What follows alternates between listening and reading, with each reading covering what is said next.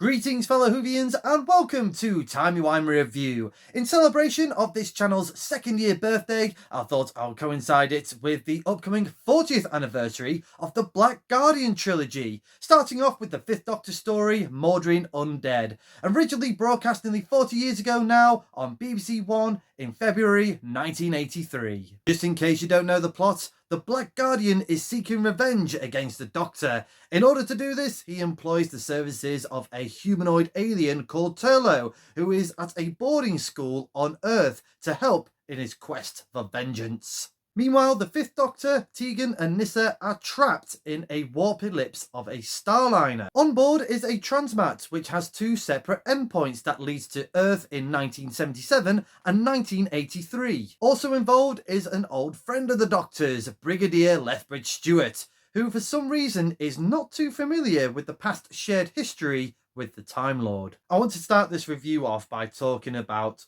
Turlo.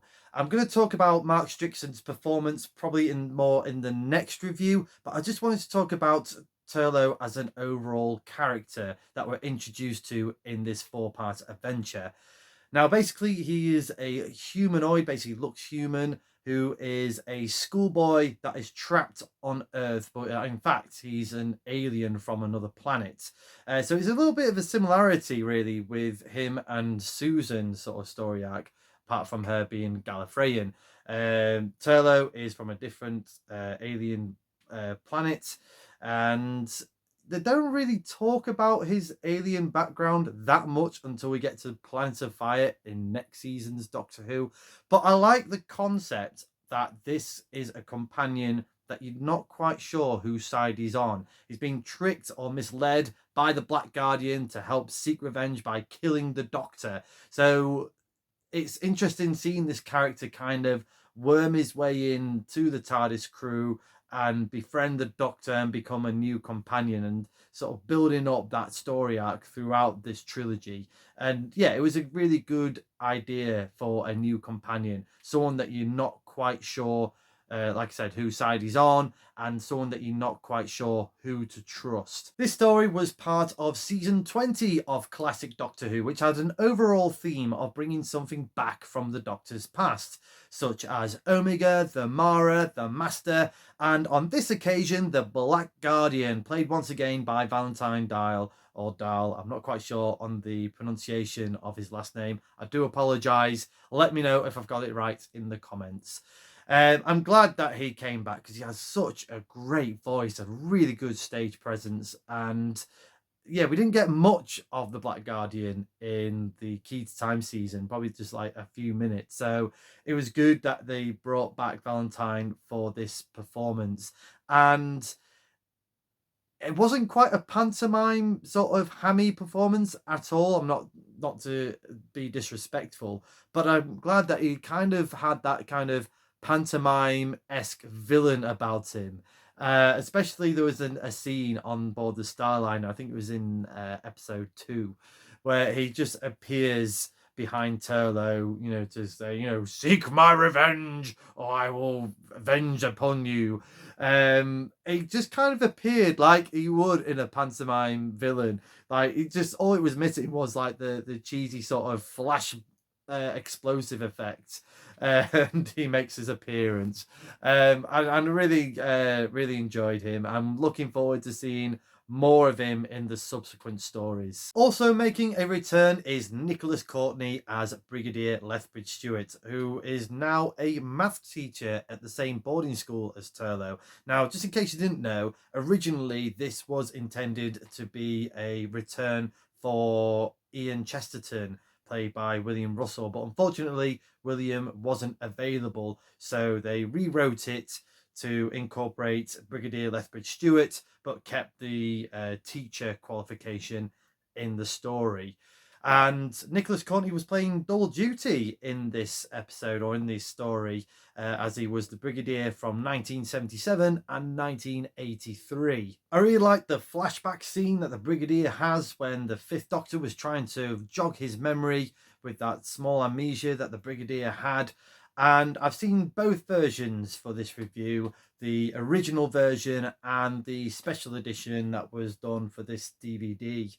And I like They both have good quality moments. The special edition has more sort of better video clips to use for the different aliens and monsters that the Doctor and Brigadier faced against each other. The one sort of bad point for both of these really was you missed out the Master in the original, and then you missed out the Daleks in the special edition. So it's such a shame that they just couldn't get the two to marry up. I think I preferred the original version if I had to pick one. I just like how that was a bit more in time with the music score. But again, would have been great if they included the Master in that segment. Obviously, there's going to be a side to me in that big what if William Russell did make that return back in 1983 as Ian Chesterton, and how he would have been with the Fifth Doctor. I really did enjoy Nicholas Courtney's performance in this story. It's very different to what you're kind of used to with him being the Brigadier. Especially that scene where, you know, he was talking about having this mental breakdown with the amnesia that he was having. It's again something that is not really talked about, especially back in 1983, and how the Brigadier was, how Lethbridge Stewart was.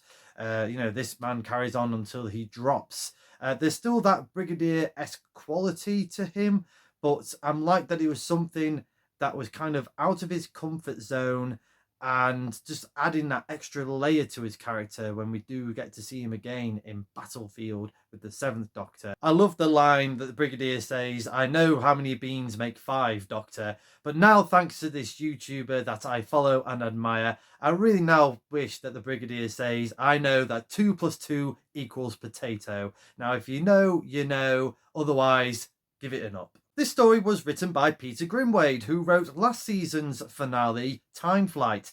And I can say that this story is way better, even though it does get a little bit convoluted at times. I do like the character Mawdryn and the storyline of them stealing Time Lord technology, but it completely backfires on them. And now they are stuck on this Starliner, basically wanting to die. The story itself is a little bit convoluted, even to the point where I was thinking, why didn't they just blow the ship up? You know, I wasn't quite sure. You know, I was lost in that story, to be perfectly honest. But on the plus side, I did like the character of Mawdryn. I really loved the makeup in this story. I thought the makeup effects was really good. The look of Mawdryn, this sort of broken down regeneration, or pretending that he's a regenerated Doctor, with I'm sure it's his brain that's you know, that you can see out of his skull. I thought that would look really good. Same with Tegan and Nyssa, who got the same infection as Mawdryn, and when the Doctor tried to leave in the TARDIS, they were getting more and more sort of deformed, and the skin was starting to sort of come off. That looked really good. What I did enjoy about this story was the kind of subtext about trust and just going with your gut instincts. Now, obviously, we had that sort of overall sort of side of Turlo. Is he a good guy? Is he a bad guy? But, you know, taking him on and face value. Same with Nyssa and Tegan. They had their doubts about Mawdryn, but they couldn't disbelieve that it could have been a regenerated Doctor. And obviously the Brigadier in 1977 putting his whole heart in and trust in the Doctor, and that having that benefit of the doubt when he met with Mawdryn.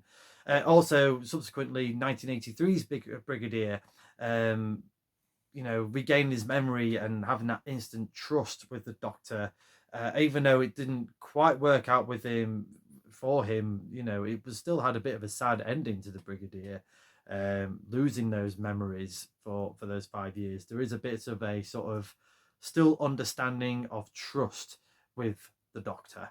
I'm going to give Mawdryn Undead a TARDIS rating of 8 out of 10. Now, yes, the story is convoluted and a little bit overstuffed for its own good, but I had a really good time watching this 4-part adventure. I thought the makeup looked great, and the music score by Paddy Kingsland is fantastic. It's probably one of my favourite incidental scores from the classic series of Doctor Who. It's just fun and enjoyable to listen to on its own. and just has that timeless 80s charm. It's not quite full. If you compared it to the previous season of Doctor Who, we was kind of going into the 80s. Now we're sort of really pushing into that 80s vibe, especially the hair and the costumes for Nyssa and Tegan.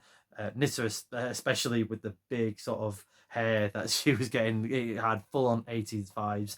It has a bit of a cheesiness to this story, in terms of not really the performances per se, but just again with that music and the story presentation.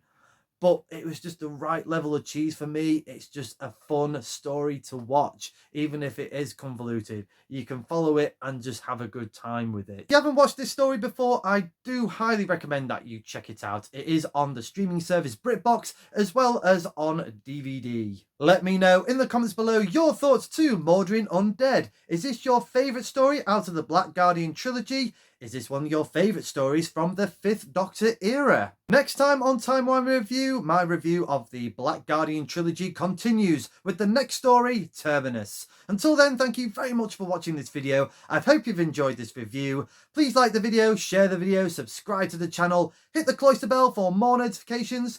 Come say hello and follow me on Twitter at ReviewTimey. I'm also now on TikTok. The link will be in the description below. And do check out my other videos from the Timey Wimey Review YouTube channel. And as a good doctor once said, sometimes you have to live with the consequences of your actions.